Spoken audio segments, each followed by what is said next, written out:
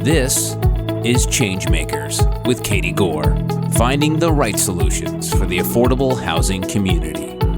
Welcome back to my conversation with ChangeMaker Peter LiFari, the Executive Director of Maiker Housing Partners, a socially conscious public housing authority based in Adams County, Colorado. Peter, I wanted to circle back to something you mentioned in the first half of our talk.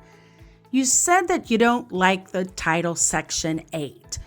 And that makes me think about how we use terms in the affordable housing industry.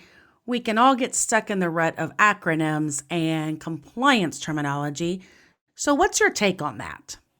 Yeah, absolutely, Kate. It was interesting to me, be given the gift of not necessarily growing up in this industry. I came in with this voracious appetite to learn and to serve and to, as a CEO, as an executive director, I really view my work as a conductor, right? I'm not the expert in any one instrument, but I need to know how to play each instrument. I probably wouldn't even be the last chair in some of the disciplines, but I got to be able to read music so that I can and understand the intonation and idiosyncrasies of the disciplines, so that as we interpret the music that we're playing, we can put the various artists and musicians, right, professionals, our practitioners, the heartbeat of this work, in a position to succeed. And what I realized right away was that out of an hour-long meeting, probably 50 minutes was just discussing or dispelling the myths and these false narratives of systemic poverty, right? And the history of the industry, the history of housing and race. And I'll paraphrase the great Ta-Nehisi Coates, who's, I think one of the greatest American authors alive today. Ta-Nehisi, paraphrase it, you can't talk about race in America without talking about housing in America, right? And so, for me, there was very quickly this inherent, and also, working in national security where people, we cleared people to work in the White House, to work, in various other sensitive areas.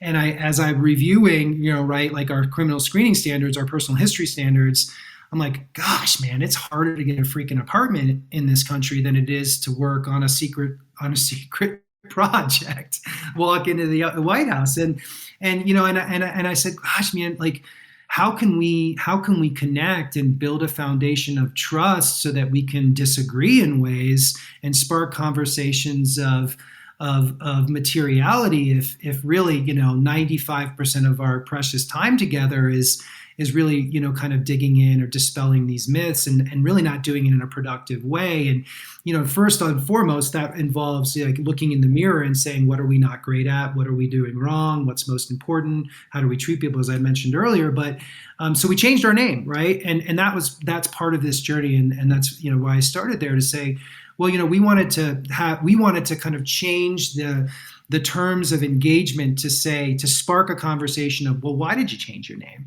Well, we changed our name to have a conversation with all of our stakeholders of just that, why we exist, the history of housing and housing policy, how that's influenced how our communities are constructed, how it's influenced our income as our future income earning opportunities, et cetera, right? And so, we think a lot about that. We think a lot about, I still remember that really hurtful, brutal, and inappropriate moment in Texas where there's a young woman who's being yelled at a community pool that, you're the Section 8 kid, you're the Section 8, resident. And so, we're prideful. We're a prideful species, right? It's hard to ask for help. We are programmed to be stoic, to be, the happy wanderer, right? And we're anything but that. We're benevolently flawed. We're beautiful creatures of immense complexity and tremendous value and opportunity. And so, rather than kind of distill ourselves into what has been branded as a negative, as a taking, as this quote unquote entitlement, we wanted to flip the table on that and talk about gifts and strengths talk about value, talk about asset-based engagement as opposed to deficit-based engagement, and really as operators, as housers, stop misdiagnosing people and saying, hey, you're quote unquote not something, right? You don't have enough money in the bank, so you need financial coaching. Financial coaching is amazing. You need it. But people also need periods of respite. And not everybody coalesces at the same percentage. And so, what I found was that we're really well intended. We want to do everything we can, but we do a lot of things to people. We do a lot of things for people.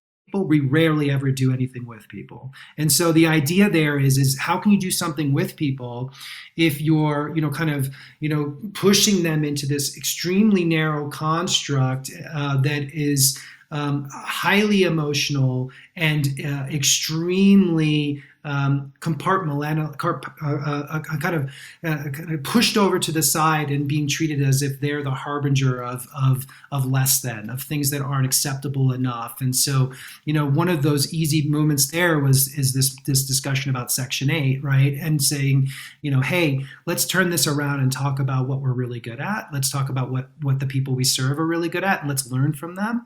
And I think we'll bring them, the music that they want to hear, and that they'll put back on the turntable more than once. We have a lot of awareness and learning to do with process and even potential policy shifts. There is an improvement, but what about the policy aspects? Yeah, I think definitely a macro and micro element to the dynamic. And I think that, first and foremost, internally, I'm a student of organizational health, of human behavior. Dan Coyle comes to mind, wrote a great book called The Culture Code that has been very influential for me. Patrick Lencioni, The Advantage, Simon Sinek, Brene Brown.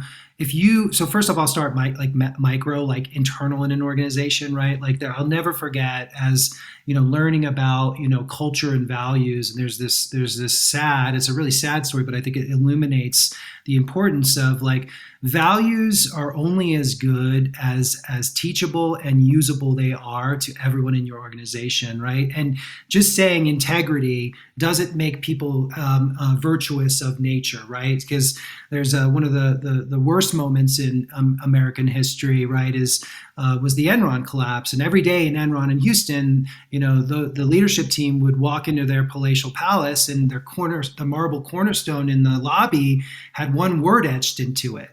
And they did everything in their power to fight that word. And that word was integrity, right? And so, for us, I think first off is, do our policies and procedures promote, empower, and protect our mission, and critique it, right?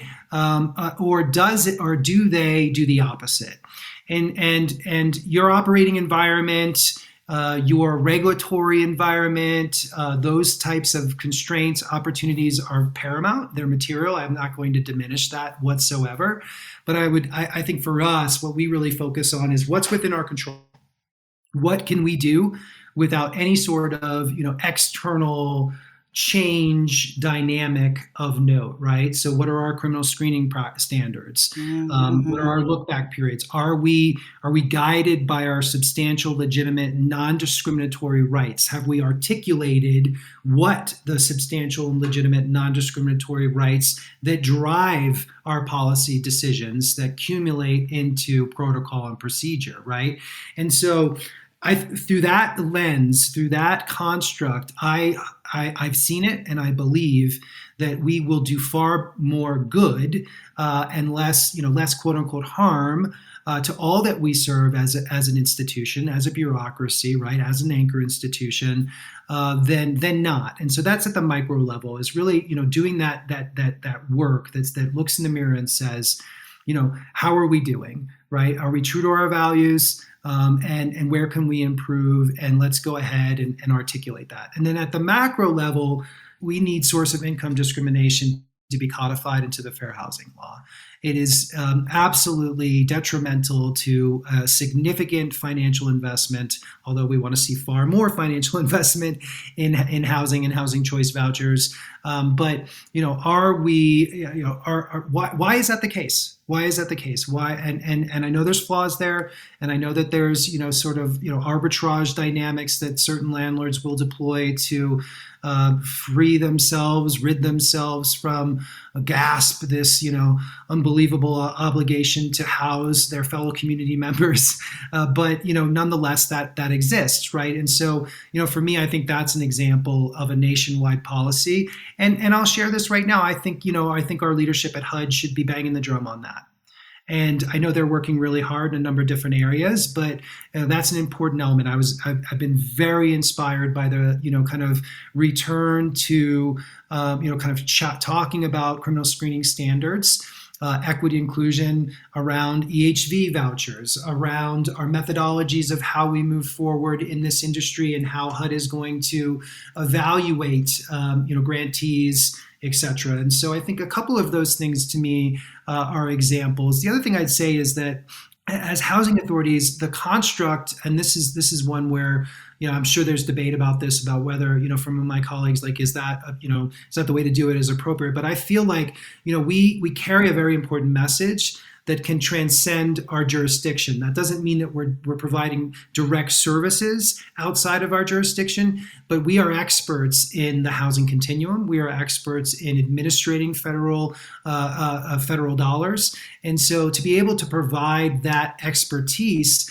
as part of a community of experts is something that I think is really important and is starting to happen at a higher level, but not something that I saw frequently earlier, right? Because you'll see folks from the Apartment Association, you'll see folks from the Builders Association, the Realtors Association, Metro Chambers of Commerce, right? So now to have housers at these tables and being able to bridge the gap to those that we serve so they can be at those tables as well. I think we're going to create environments of opportunity that harness those inherent gifts and strengths of all stakeholders in the room at the moment. This really paints a clear picture as to why Maiker Housing Partners is called a socially conscious public housing authority. Yeah, for us, that rally cry, is to remind us that we're not just going to buy any asset. We're not just going to develop anywhere. We're not going to do any type of project. We're going to build upon the lessons of history in this industry from those that came before us. For a long time, Katie, when I first got in the industry, I was kind of like, well, we've been around since 1964, and at the time we only had 42 units of public housing. And so, hey, I've been reading, we're not this housing authority, or we haven't done this. And, I realized like that was like a really boneheaded way to go about life and thinking about this. I'm like, no, actually, we are all a member of a lineage of housers. And if we do not understand where we fell short, where we succeeded, like I was saying before, like, oh, we're not, this isn't Cabrini Green, this isn't Pruitt-Igoe, this isn't. But to make those statements opens us, Maiker, the industry, to repeat some of those mistakes, because from the history that I've read is most of, the housers throughout history, have been, hell-bent, right, hyper-focused on developing more units, and they've made trade-offs, right? And they've made those trade-offs to say, well, if the only way that we can do that is to locate assets here, is to segregate assets, to even go back, not that far back in time, to me it seems it's difficult, right, to say, well, why did they make that decision?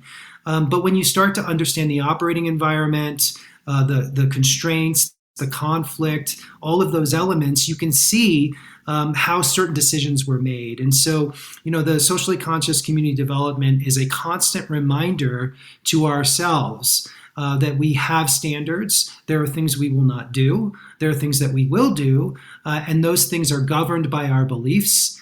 and driven by the behaviors that bring those beliefs to life. And so, that doesn't mean that an affordable housing community that's developed in an area that we would not develop in is anything less than an amazing project. It just didn't meet the standard. It just didn't meet the threshold of what we will do and why we will do it.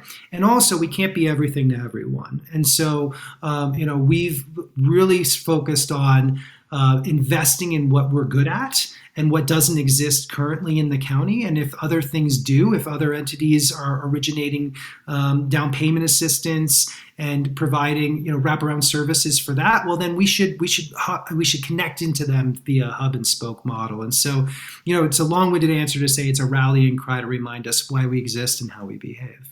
With every cycle in the affordable housing community, whether it's new, policy, notices, new administrations, whatever the cycle is, however you define it, we are getting stronger. We are learning.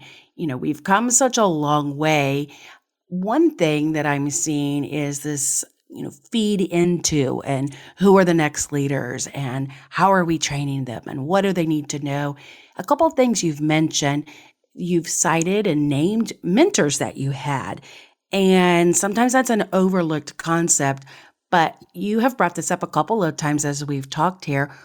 What is maybe like the standout moment, or why don't you tell us how important that is for the industry, for you? Let's have a conversation about mentorship, because I do think it's quickly skipped over, but it is a missing component for our industry right now. Yeah, I've been blessed, as I mentioned before. As I mentioned, Don and I are still we talk all the time, weekly, texting, and even more than that. There's just tremendous, and Don taught me, and I've had tremendous mentors when I was in the security industry. And if any of them are listening to this, Ron, you know who you are. But for me, there's so many opportunities to make well-intended, good-natured missteps because we have confirmation bias. I, like many, struggle with imposter syndrome. Why am I here? Why have I been tasked to lead? What do I have to give? Am I worthy? Am I doing enough? Am I listening enough? Am I checking my ego enough? Mentors are a direct conduit to that environment, to that situational awareness, emotional intelligence. Is my altruism, is my empathy perhaps going unchecked? Am I being, is my risk assessment, are those on pace? Have I missed something? Am I overreacting? Am I being too emotional? Am I not being emotional enough? Right? Those elements. There's the stereotype is like it's lonely at the top.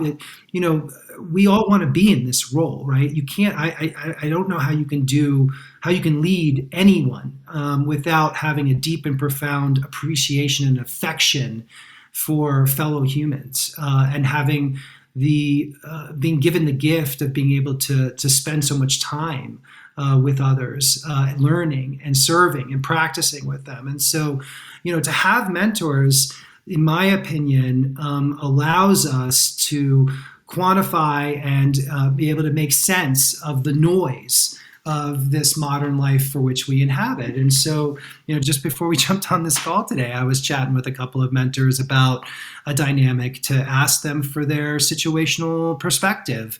They've seen these things. And, Don, right out the gate, introduced me to a number of other of housing authority leaders. NARO has been amazing for this. I'll say Tammy Fisher over at Metro West has immediately, kind of said, Peter, you can always text me. You can always, Lori Rosendahl at Foothills Regional, Ismail, when Ismail Guerrero, when he was at DHA, now he's at Mercy. And so, Craig Mareski, Stacy Spahn, who was on with you about a year or so back. And so, for me, having this community cabinet of folks that have been on this journey and can share with vulnerability and transparency and love allows me to be a better me. so that I can be the best possible leader, servant leader for those that I am entrusted with serving. And so, I can't imagine doing it without it. It'd be lonely, it'd be scary, and I would be anxiety riddled. So that's hopefully that answers your question. It sure does. And it highlights just, gaps and needs and the reality of our human roles here in this industry. So very well stated. If you could be sitting across the table from me when you were saying that, I was actually giving you high fives. So I appreciate you putting words to, I think, what many of us are feeling and going through. One last question. This is a shared point that you and I continually see eye to eye on, is that on LinkedIn, you and I are constantly talking about you have to understand your why. And so many people who are working in compliance have to be reminded of it, don't get it, or the people who do get it are such standouts. And I want to hear your perspective on, this is my why. This is why I'm involved. This is why I'm at Maiker. This is why we're pushing so hard. Whatever the fill in the blank is, tell us your why. I completely agree. I think it starts with there's so much I want to share. Let's hear it all. What do you have? From a very young age, my mother was a nurse. My mother worked in public health. My father, a musician, on and off for years, served in the military for a while. We always talked about, we had those kitchen table conversations about what it means to be a member of community, what it means to serve. We talked about politics, we talked about art, we talked about music, so we talked a lot about, and reading, and an Italian family in Long Island, are not want for debate and conflict, and so, for me, it's always, we've always talked about those things, and I always knew oh, that's what my mother gets up to do, right? She saves lives, that's really cool, and then she taught, and so for me, when I was, and then going in, thinking, oh wow, 9/11 happened, and like a lot of Americans at that time, I felt this calling to serve our country, and at the time I wasn't excited about, I was thinking about joining the Air Force, getting my commission, and wasn't so jazzed because I had the non-traditional educational background, and so at the same time I found the security work, and for a long time as a young leader, I was embarrassed. I was concerned, right? I was, wait a minute, here's the guy who went to Merrill Institute, College of Art, which just happens to be, one of the best art institutes in the country. But I hid that from a lot of people. At least I didn't outwardly share it. And by shutting off the biggest part of me, which is this creative pulse, this creative calling, I was closing off my authentic self to those around me, and they suffered too, right? They weren't given the full Peter. And even if I wasn't, kind of consciously doing that, as I've become more a student of the game, as I've probed, as I've worked, as I've learned, as I've been challenged, I realized, well, that was what I was suppressing my authentic self, and by doing that, I wasn't allowing the gift of myself to connect with others, and in turn, they most likely were doing that too. Now, that's not to say that I wasn't connecting with many folks, but it was something I've noticed, and coming into this work now, it's wait a minute, this is my path. My calling is service. I exist to be able to, and I really love working with those that are mitigated, those the underdogs, those that have not been given a seat at the table of opportunity. But I also love to run a business. I also love to lead teams and be a member of a team and work on something that is greater than myself or greater than us. And so, through all of that work, all of that introspective and counseling and that vulnerability, the housing community embraced me and really Katie embraced my who I was. And so through that, I started to say to myself, wow, this is the reason that you can kind of connect to this kind of transcendent moment of that isn't just the blocking and tackling of standard operating objectives. Also, identifying our authentic self allows us to be able to navigate, to surf the inevitable volatility of our existence, right? Because once we understand, right, a lot of us do disc analyses, a lot of us, some of us do Enneagram. There's all these different methodologies to understand why we tick and why we how we tick and why we respond to threats, opportunities, crises, love in the way that we do. And so by doing that work to search for our authentic self, we can identify our values. And as we start to identify our values, we can identify how that influences our decision analysis. And as we identify our decision analysis, we can start to look at why it is we do what we do in ways that traditionally are non-thinking, right? They're kind of, on autopilot. And so this understanding of our authentic self is the gift of who we are as sentient beings. Not to get too, kind of metaphysical here, but, I think the construct of society is set to diminish that because we're so concerned about, our meeting our basic needs, being accepted, being successful, having a stable and happy life. But in reality, as we shut that off, we actually accomplish the opposite. And so, for me, through a lot of introspective, Katie, I realized, wait a minute, I'm here for a reason. This service is the calling, and connecting with individuals and practicing, as we've been talking about today, is truly an outcome of my journey, of what my parents instilled in me, and my life experiences to the point of being able to share with you today.